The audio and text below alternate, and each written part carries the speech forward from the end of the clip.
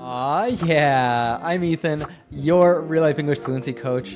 And in case you're new here and you don't know real life English yet, we truly believe in the power of TV series to help you to learn English. So much so that we have a whole other channel called Learn English with TV Series. And I'd say that I'm a bit of an expert when it comes to teaching English with TV series. So all of the 10 series that I'm going to be recommending to you today, I've personally watched and loved over the last year. And I'm going to guarantee you that you're going to find something here that you've never heard of before. Plus, I'll also be teaching you more than 15 advanced expressions. And of course, if you learn with the Real Life English app, you can use the Vocabulary Flashcards to add those to your long-term memory and be able to use them naturally and confidently next time you get in an English conversation. So for every series on this list, I'm going to be sharing with you the platform that you can probably watch it on in your country, along with the level of English learner that I would recommend it for. And I've included series on this list for every level from intermediate to advanced, so you're sure to find something here that's a good fit for you. And really quickly, before we jump in, this is episode 450 of the Real Life English podcast. So thank you so much if you've already been following us for a while. We really depend on your support to keep making these episodes. And if you're new here, a great way that you can support us for free is by hitting that subscribe button and the bell down below. And that way you won't miss any of our future episodes. So without any further ado, let's jump into episode 450 of the Real Life English podcast.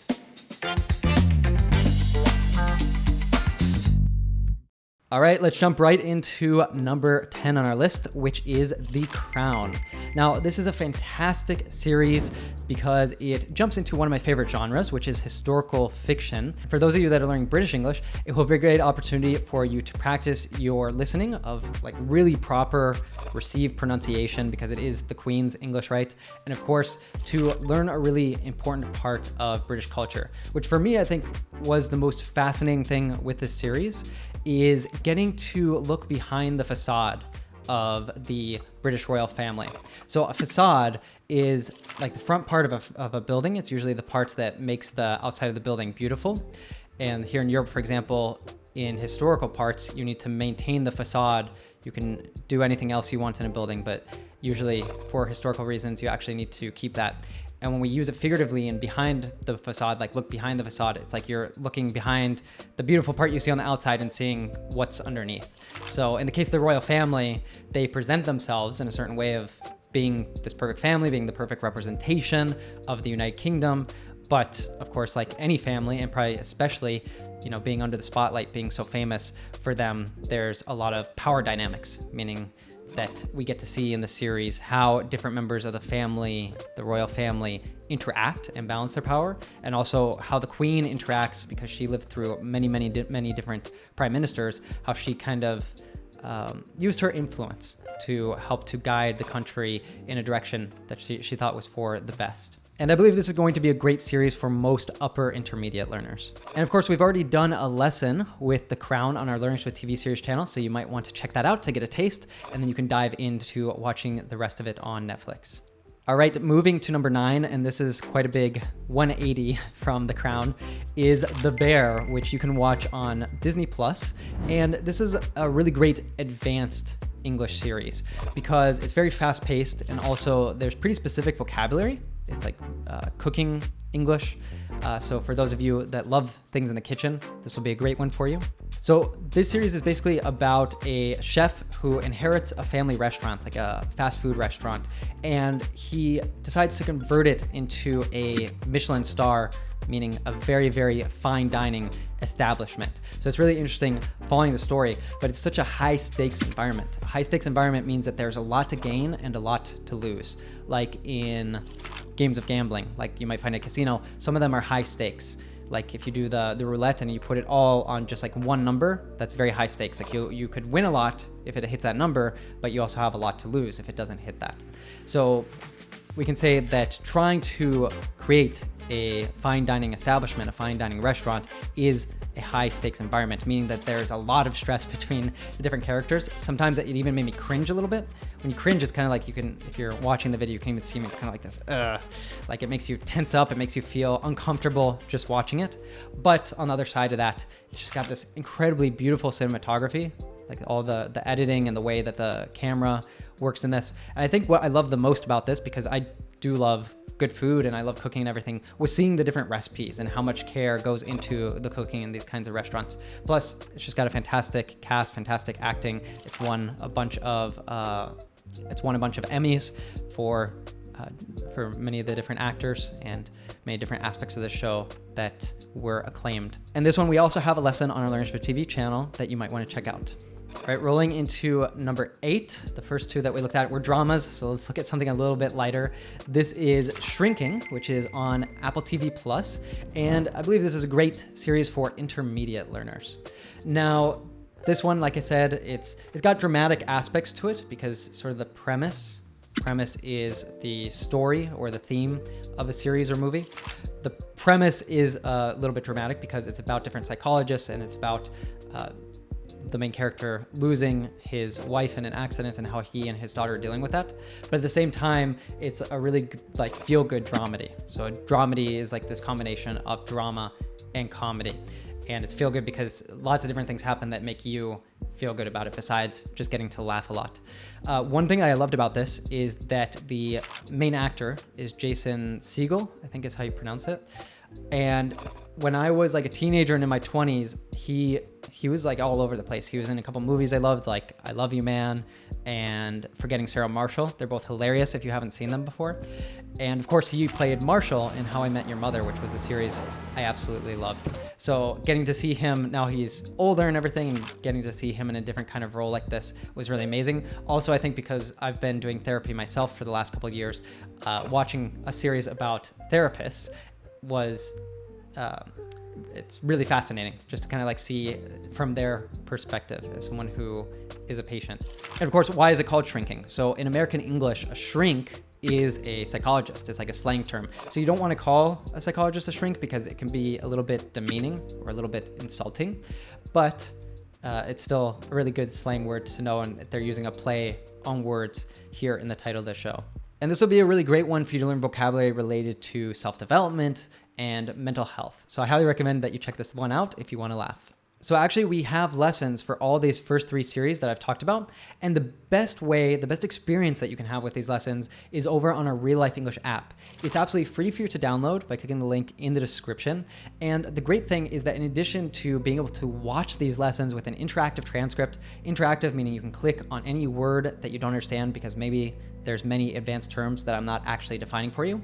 So you can click on them and get the definition. But aside from that, we want to make sure that you're able to take all of these advanced expressions that you're learning and add them to your long-term memory. This really is the secret of going from being someone who's kind of like stuck at the intermediate level of going up to being an advanced, confident, and natural speaker. So if that's your goal, these vocabulary flashcards are going to help a lot because they help you to transfer all these expressions to your long-term memory. That means that when you get into a conversation in English, you're able to use them effortlessly. This has been absolutely key for me using different tools like this in learning 6 different languages. So like I said, you have nothing to lose. It's free to download it. You can actually watch this very lesson that you are watching or listening to right now. And if you click the link in the description from your phone, it will take you right to this one and you'll get the premium version of it for free. So look forward to seeing you over on the RealLife English app. All right, number 7 is our first animated series on the list. This one I absolutely loved. It's called Arcane, League of Legends, and it's on Netflix. It's a really great series for intermediate learners. And I think that this one is so special just because of the way that it was animated. It used a really special type of animation called 2.5D animation. It was the first series that I'd seen like this, and now it's become popularized on different movies and series. I think because it has this modern feel to it on the one hand, but on the other hand, it's reminiscent of kind of more classic styles of animation since it has that 2D part of it. So definitely you could just check this out just for the stunning visuals of this type of animation. But aside from that, it has like this super compelling story. It's about 2 sisters that they lose their parents and then they're separated when they're quite young and they take very different paths. One of them, Jinx, has this falling from grace. When we say that someone falls from grace, it's like they go over to the dark side, or on the, in other words, they maybe take a darker path, like Anakin Skywalker becoming Darth Vader in Star Wars. And some of you might be familiar with the League of Legends video game. If you are, you probably have already seen the series, but I've never actually played it myself, but I think it's very cool that they took something that was a video game first and turned it into this really incredible series. So it's just 2 seasons. I highly recommend that you check it out. And I hope that you're liking my suggestions so far. I'm really curious to hear from you. What are your favorite series that you've watched already this year? Let us know down in the comments below. And you might also want to check out what other learners said, because you might get all sorts of cool ideas for other series you want to watch. And Arcane is another lesson you might want to check out on the RealLife English app or on Learning with TV series. So number 6 on the list is actually a bit of an older series, but it's on this list because I just saw it a couple months ago, and I bet that you've never seen it before. It's called The Leftovers, and you can find it on HBO Max. It's definitely, I'd say, in a more advanced level series. So for those of you that already have a good level of English, or if you're at intermediate and you want to really challenge yourself. This one's a noggin scratcher. A noggin scratcher, it's like, you know, noggin is your head. It's something that leaves you thinking, because basically the premise of this series is that one day, randomly, 3% of the world's population disappears. And so it's all these different people, like the stories of different characters that are grappling with loss. When you grapple with loss, it's like you're dealing with loss. It's sort of like a mourning, you know, like when someone dies, you mourn them. So you might be grappling with the loss of someone. And for some of them that they didn't even lose anyone, it's just like they're grappling with this really bizarre situation. So it's fascinating. It's a drama, of course, and it's fascinating seeing how all these different characters deal with the change, with the emotions, and it takes a bunch of different religious themes as well and sort of weaves them into the show. So you can see, you might find yourself identified or find different people that you know identified in how the different characters deal with this bizarre situation. And one of the things that I really loved about this one was actually a Brazilian friend of mine here in Barcelona recommended it to me. And this was fantastic because while I was watching it, I would, you know, sometimes send him messages and let him know what I was thinking. And then after I'd finished it, the next time we got together, we talked all about it. So this was a great opportunity for me to practice my Portuguese talking about this series I had just watched. So my recommendation for you is, if you have any English-speaking friends or maybe any friends that are also learning English, ask them what their favorite series is, their favorite series in English, of course, and you know, watch it and then like actually use it as a point of discussion with them and look for different ways that you can stretch your English. So in other words, what new vocabulary that can you use to talk about it? So it could be vocabulary you actually like learned watching the show, or it could just be vocabulary that you look up, for example, on ChatGPT to figure out how can I discuss this series in a competent way. And the main actress in this, 𝗥𝗲𝗃, she's absolutely fantastic. And I'm bringing her up because she's actually a star in the newest season of the next series on our list. Hiya, global citizen. I hope that you've enjoyed the series recommendations so far. And if you want to get the rest of the series, actually my 5 favorite series from the last year, well, you can get that exclusively over on the RealLife English app.